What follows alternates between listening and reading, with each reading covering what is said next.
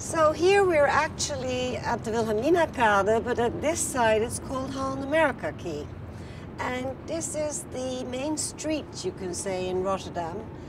So basically, this square kilometer is the history of Holland America Line. This is Rotterdam in the Netherlands. Today, it's the busiest port in Europe and the fourth largest port in the world.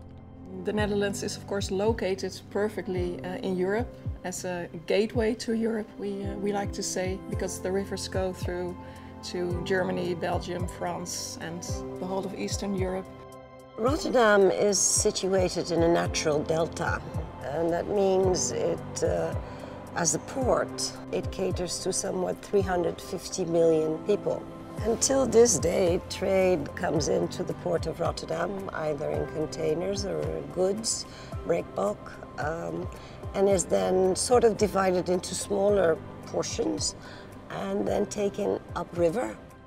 Most years, 100,000 ships pass through the port of Rotterdam, generating over $50 billion for the Netherlands, all from this 41 square miles of port.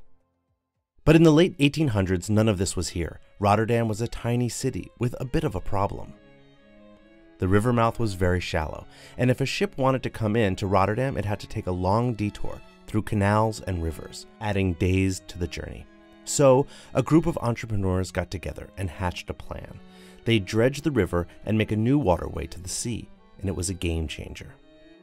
Well, in those days we had what we call the havenbaronnen, the port barons as we call them, entrepreneurs, people who were looking for opportunities, and Anthony Plate, Lodewijk Pincoffs, and Otto Reuchlin. They started the North American Shipping Company.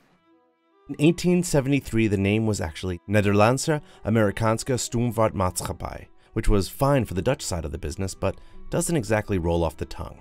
Luckily, there was another name that everyone was already calling us. But a name wasn't going to solve all of the problems that a new company faces. Despite fierce competition, 1 out of every 10 immigrants who traveled steerage to the US traveled on a Holland America Line ship. For one simple reason: we treated those immigrants like human beings deserved to be treated. And it all started at home in Rotterdam. So here we're actually at the Wilhelminakade, but at this side it's called Holland America Quay. Just on the opposite side you have the Royal Yacht Club, where actually the deed, when it was started, the company, was signed, dined and wined. If you walk a little bit up along the quay, you will find Hotel New York, which was the original head office of Holland America Line, and I have heard so many stories of people going there, trembling knees, and how happy they were when they finally got on board. So the migrants came from all over Europe, let's say, or the eastern part of Europe to Rotterdam, and they stayed here for a few days or a week maybe in Rotterdam, because most of the time their passage had still to be booked. When they stayed in Rotterdam, up till the 1890s, they mostly went, or I think all of them went to private boarding houses.